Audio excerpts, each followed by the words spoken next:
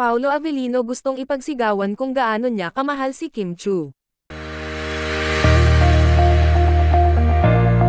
Sa Dubai event ng Kim Pao, ay marami na palang mga signs ang ginawa ni Paolo Avellino na talagang sila na ni Kim Chiu, kaya lang parang pinipigilan ni Kim na magsalita itong si Pao tungkol sa kanilang relasyon. Sa kasagsagan nga ng mga pakilig nila, ay may nakapansin na mga fans kung saan ay humirit itong si Paolo Avellino kung gaano niya kamahal itong si Kimi. Pero agad na pinigilan ito ni Kim. Sa isang video clip nga ay klarong-klaro kung ano ang sinasabi ni Paolo Avellino kay Kim.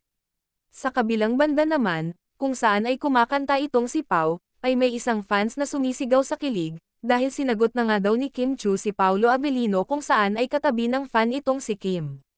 At hindi lang yan dahil sa isang live streaming nga ni Paolo, ay napapaamin ito tungkol sa isang yakap na kung saan ay nakaka-fall. Kung mapapansin naman talaga, ay laging niyayakap ni Kim itong si Paolo kung saan ay makikita mo talaga ang kilig sa mga mata ni Pao. Kahit ako talaga hindi ko mapigilan kiligin sa kanila, makikita mo talaga sa kanilang mga titig at mga galaw nito at mga behind the scenes na talagang lumalabas ang pagiging sweet sa isa't isa.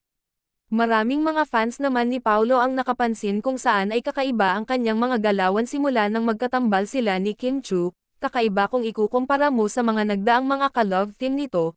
Iba ang mga kilig at banat ni Pao, lalong-lalo na sa mga kilig moments nila ni Kimi na totoong-totoo talaga.